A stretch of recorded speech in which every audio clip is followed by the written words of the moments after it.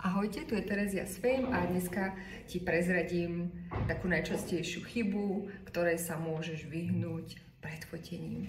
Predstav si, že prídeš na fotenie, máš na sebe obľúbené tenisky alebo šnurovacie sandále a ty tam sedíš 2 hodiny, kým ti spravia vlasy a make-up. No potom máš ísť fotiť lodičky.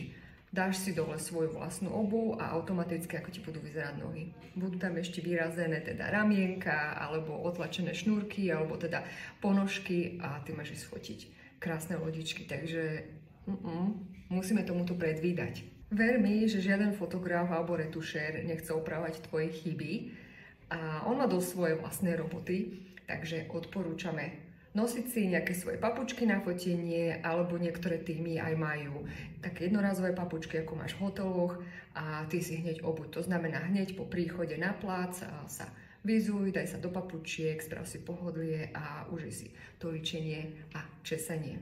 Dobre? Potešíš týmto celý tým a ty budeš vyzerať ako veľká profesionálka. Takže držím ti palce a vidíme sa pri ďalšej sérii. Ahoj!